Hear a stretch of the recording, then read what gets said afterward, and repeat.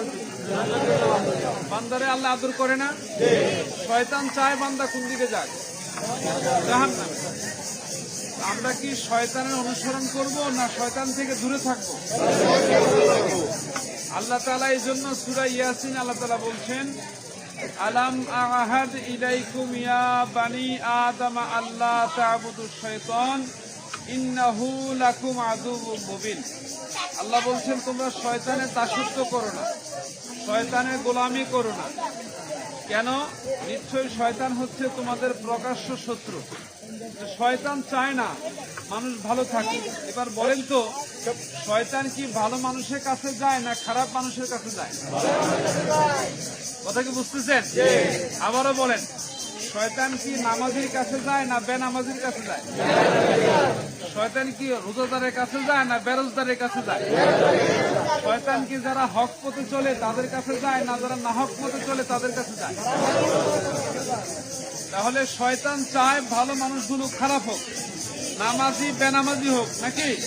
এখন আমরা কি শয়তানের সাথে যুদ্ধ করতে রাজি আছি নাকি নাই? তো একটা দোয়া শিখাইছেন, আউযু বিল্লাহি মিনাশ শাইতানির রাজিম। আল্লাহর কাছে দোয়াটা পড়বেন, হে আল্লাহ আপনার কাছে বিতাড়িত শয়তান হতে পানাহ চাই। আল্লাহ রাসূলও পড়তেন, আল্লাহও এই দোয়াটা শিখাইছেন। তাহলে বিতাড়িত শয়তান থেকে পানাহ চাওয়ার জন্য দোয়াটা কি? সকলে বলি, দেখেন কোন বাচ্চা যদি দুষ্টমি করে না, বাচ্চা ঘুমাইলো আউযুবিল্লাহ পড়ে ফু দিবেন। বাচ্চা দুষ্টমি করলে তার মুখে আউযুবিল্লাহ পড়ে ফু দিবেন, দেখবেন দুষ্টমি আল্লাহর সাথে কমে যাবে। কথা বুঝতে পারছেন? এটা শয়তান তাড়ানোর একটা দোয়া। আবারও বলি, এটা কি? আলহামদুলিল্লাহ। আল্লাহ আমাদেরকে বিতাড়িত শয়তান হতে হেফাজত করুক, সকলে বলি আমিন। আচ্ছা, এখন কি শয়তান বাধা আছে না ছাড়া আছে? কোন শয়তান বাধা? মানুষ শয়তান কি বাধা আছে? মানুষ শয়তান এই সমস্ত ভালো কাজে শয়তানি লাগায়, নাকি? তাহলে যারা অযথা কথা বলে তারা কি শয়তানের কাজ করে না? অযথা কথা বলে কি আমাদের শয়তানের কাজ করা উচিত? সবাই চুপ হইতে পারবো না? আমরা শয়তানকে খুশি করবো না আল্লাহকে খুশি করবো? আল্লাহকে। এবার তাহলে শুনুন, আল্লাহর কাছে বান্দা, রোজাদার বান্দার দুইটা আনন্দের সময়। একটা হচ্ছে ইফতারের সময়, আরেকটা হচ্ছে আল্লাহর সাথে সাক্ষাতের সময়। কারণ ইফতারের সময়টা আল্লাহর কাছে এবং সাক্ষাতের সময় আল্লাহর সাথে, এই দুইটা হচ্ছে রোজাদারের খুশির সময়। যারা রোজা রাখে না তারা কি এটা পাবে? পাবে না। এজন্য আল্লাহ তাআলা হাদিসে কুদসিতে আসছে, রাসূল আরবি বলছেন, আস-সাওমু লি ওয়া আনা আজজি বি। আল্লাহর ভাষ্য, রোজাটা আমার, এর প্রতিদান আমি আল্লাহ নিজে দিব। তাহলে আমরা রোজা রাখি কার সন্তুষ্টির জন্য? আল্লাহর সন্তুষ্টির জন্য। এবার আসেন, রোজা রাখার নিয়ম আছে কিনা? রোজা রাখার কিছু নিয়ম কারণ আছে কিনা? নামাজ পড়ার কিছু নিয়ম কারণ আছে কিনা? ইফতার করার কিছু নিয়ম কারণ আছে কিনা? কথা বলার কিছু নিয়ম কারণ আছে কিনা? কাজ করার কিছু নিয়ম কারণ আছে কিনা? এইটা কার থেকে শিখবেন? এটা হচ্ছে মুহাম্মদ রাসূলুল্লাহ সাল্লাল্লাহু আলাইহি ওয়াসাল্লামের কাছ থেকে আমাদেরকে শিখতে হবে, পদ্ধতি নিতে হবে। এখন রাসূল সাল্লাল্লাহু আলাইহি ওয়াসাল্লাম তো রওজা মুবারক, আমার নবী হায়াতুন নবী, তিনি রওজা মুবারক। এখন আমরা তো রসুলকে দেখি না অনেকে, ঠিক কিনা? তাহলে আমরা কোত্থেকে শিখবো কোত্থেকে? আল্লাহ তাআলা পেয়ারা হাবিবের মাধ্যমে জানাই দিয়েছেন, আল উলামাউ ওয়ারাসাতুল আম্বিয়া। উলামারা হচ্ছে নবীর ওয়ারিস। বাংলা একটা প্রবাদ আছে, সৎ সঙ্গে স্বর্গবাস, অসৎ সঙ্গে সর্বনাশ। এখন যদি সৎ সঙ্গে আপনি নেন, আপনার ছেলে যদি সৎ কোনো ব্যক্তির সাথে থাকে, সে কি সৎ হবে না অসৎ হবে? আচ্ছা বলেন, এখানে এমন মানুষ আছেন যে দাড়ি ছিল না, কিন্তু সাজুলিয়াতে আসার পরে বা কোনো আল্লাহওয়ালার কাছে যাওয়ার পরে দাড়ি রাখছে, এমন মানুষ আছে না? কোনো আল্লাহওয়ালার কাছে যাওয়ার পরে নামাজি হয়েছে, আছে না? কোনো আল্লাহওয়ালার কাছে যাওয়ার পরে দিনদার হয়েছে, আছে না? এমন আছে। তাহলে আপনি, আল্লাহ তাআলা বলছেন, কুনু মা'আস সাদিকিন, তোমরা সিদ্দিকদের সঙ্গী হও, সাথী হও। তাহলে আমরা যদি আল্লাহ ওয়ালাদের সঙ্গী হই, আল্লাহ ওয়ালাদের সাথী হই, রাসূল সাল্লাল্লাহু আলাইহি সাল্লামের আদর্শ শিখতে পারবো নাকি পারবো না? পদ্ধতি শিখতে পারবো নাকি পারবো না?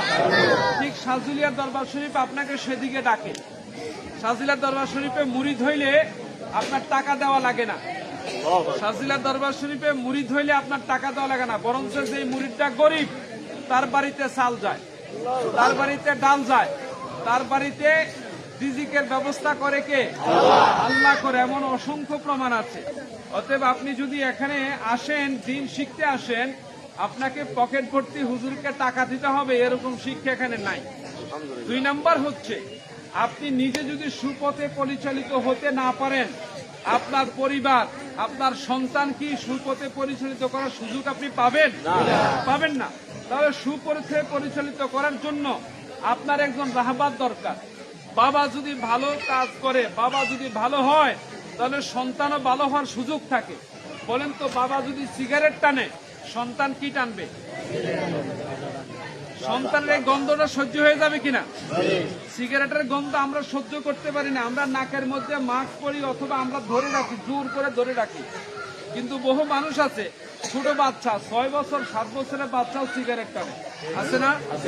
অনেক দাদা দাদি দেখবেন পান খায়, সাদা জর্দাও খায়, এটা খাইয়া নাতি নাতিনের মুখে দিয়া দেয়, আসেনি? তারা সহ্য করতে পারেনি, পারে, তারা শিখে যায়, তারা শিখে যায়। কিন্তু এটা কি আসলে ভালো জিনিস? পান খাইলে জিহ্বা শক্ত হয়ে যায়, এই বাচ্চার পড়াশোনা ঠিক মতো মুখ দিয়ে আসে না। এখন আপনি মুরব্বী, আপনি খান, কিন্তু বাচ্চার জন্য তো কিছু বিষয় আছে, বাচ্চার সাথে সবকিছু করা যায় না। এবার আসেন, আপনি যদি আপনার বাচ্চাটাকে সালাম দেন, আসসালামু আলাইকুম বাবু কেমন আছো, আপনার বাচ্চা কি আপনাকে সালাম দিবে না? আপনার বাচ্চা যদি জিজ্ঞেস করে আব্বু কেমন আছো, আপনি বললেন আলহামদুলিল্লাহ। এবার যদি বাচ্চারা জিজ্ঞেস করেন ও বাবা কেমন আছো, তো বাবা কি বলবে? আপনার পরিবারকে দেখলে যদি আপনি সালাম দেন, আপনার পরিবার আপনাকে কি দিবে? কি দিবে বলেন? দুলাল কথা বলে না। আপনি যদি আপনার পরিবারকে সালাম দেন, আপনার পরিবার আপনাকে কি দিবে? আপনি যদি সালাম না দেন, উনি সালাম দিবে? শিখবে না। তাহলে বড় রাসূল সাল্লাল্লাহু আলাইহি সাল্লাম সাহাবায়ে কেরামদেরকে শিখাইছে, ঠিক কিনা? আল্লাহ ওয়ালারা মানুষদেরকে শিখাবে নাকি? আল্লাহ ওয়ালাদের কাজে এটা। আল্লাহ ওয়ালারা মানুষদেরকে কার দিকে ডাকবে? আল্লাহর দিকে ডাকবে। আল্লাহ রাসূলও ডাকছেন। আল্লাহ রাসূল বলছেন, ইয়া আইয়ুহান নাস, হে মানুষেরা, তুবু ইলাল্লাহ, তোমরা আল্লাহর দিকে ফিরে আসো, আল্লাহর দিকে ফিরে আসো। ওয়াস্তাগফিরুহু, তার কাছে তোমাদের গুনাহের জন্য ক্ষমা চাও। ফাইন্নী আতুবুল ইয়াউমা মিয়াতা মাররা, আমি রাসূল দৈনন্দিন আল্লাহর কাছে 100 বার ইস্তেগফার করি। সুবহানাল্লাহ। আমার রাসূলের কোনো গুনাহ ছিল? এটা আমাদেরকে শিখিয়ে গেছেন না? তাহলে এখন আমরা কার দিকে ফিরবো? কার দিকে ফিরবো? আল্লাহর দিকে ফিরবো। যে মনটা যদি ভালো থাকে, সব ভালো থাকে।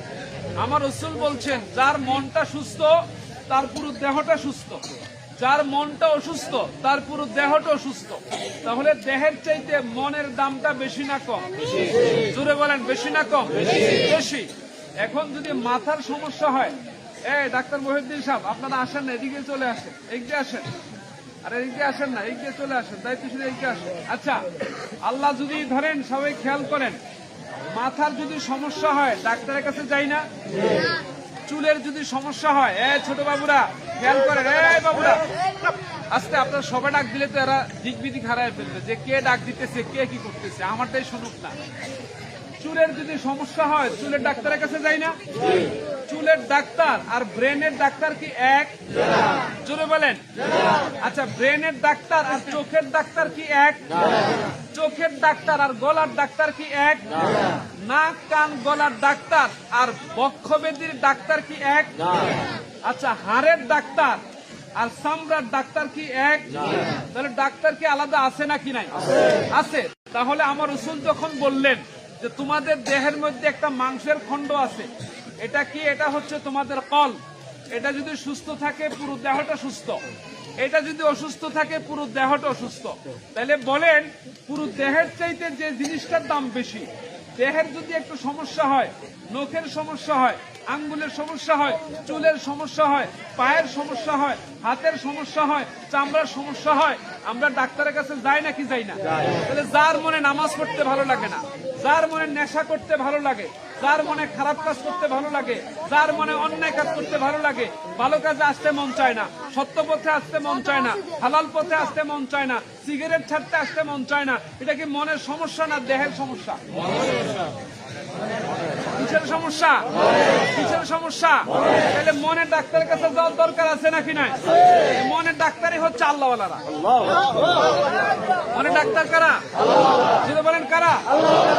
দেখেন, এই মনটারে ঠিক করার জন্য আল্লাহ কইছে প্রয়োজনে টিয়া খরচ করো।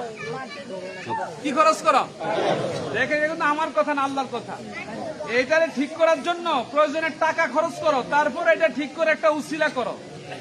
আল্লাহ বলতেছে, দেখেন, আল্লাহ বলতেছে ওয়াসায়ুজান্নাবুহাল আতকা আল্লাযী ইউতি মালাহু ইয়াতাযাক্কা। আল্লাহ বলছেন, কে বলছে? আল্লাহ। জাহান্নামের আগুন থেকে দূরে রাখা হবে সেই মানুষকে, সেই মানুষকে জাহান্নামের আগুন থেকে দূরে রাখা হবে যেই মানুষটা আল্লাহর ভয়ে ভীত হয়ে নিজের এই অন্তরটাকে ঠিক করার জন্য, শুদ্ধ করার জন্য আল্লাহর রাস্তায় খরচ করে। কথা কি বুঝতেছেন? আমার কথা না, কার কথা? আল্লাহর কথা। যেই বান্দা আল্লাহর ভয়ে ভীত হয়ে তার মনটাকে ঠিক করার জন্য, তার কলবটাকে ঠিক করার জন্য, তার অন্তরটাকে ঠিক করার জন্য আল্লাহর রাস্তায় খরচ করে, আল্লাহ তাআলা তাকে জাহান্নামের আগুন থেকে দূরে রাখবেন। জুড়ে বলে সুবহানাল্লাহ। তাহলে জাহান্নামের আগুন থেকে দূরে রাখার জন্য এই মনটাকে ঠিক করার দরকার আছে নাকি নাই? রাসূলের আরেকটা হাদিস আছে, আমার রাসূল বলছেন, আল্লাহ তাআলা বান্দার চেহারার দিকে তাকাবেন না, আল্লাহ তাআলা বান্দার সম্পদের দিকে তাকাবেন না, আল্লাহ তাআলা দেখবেন বান্দার অন্তরের দিকে, বান্দার আমলের দিকে, কর্মের দিকে। যার অন্তর ভালো, যার কর্ম ভালো, আল্লাহ তার সঙ্গে ভালো আচরণ করবেন। তাহলে মন যদি ভালো না থাকে, আমাদের কি উপায় আছে? কোনো উপায় নাই। তাহলে এই মন ভালো করার জন্য ডাক্তার যারা, তারা হচ্ছে আল্লাহওয়ালারা। কারা? কারা? কারা? শুধু বলেন না কারা? আল্লাহওয়ালারা হচ্ছে মনের ডাক্তার, তারা এটা ঠিক করে দেয়। মূল ডাক্তার কে? শুধু বলেন না কে? এক নাম্বার ডাক্তার হচ্ছেন আল্লাহ, দুই নাম্বার হচ্ছেন মুহাম্মদ রাসূলুল্লাহ সাল্লাল্লাহু আলাইহি সাল্লাম, তিন নাম্বার ডাক্তার হচ্ছে আল্লাহওয়ালারা। আল্লাহ বান্দারে আল্লাহর দিকে ডাকে, রাসূল ও উম্মতেরে আল্লাহর দিকে ডাকে, আল্লাহওয়ালারাও মানুষেরে আল্লাহর দিকে ডাকে। সুবহানাল্লাহ কইতেন।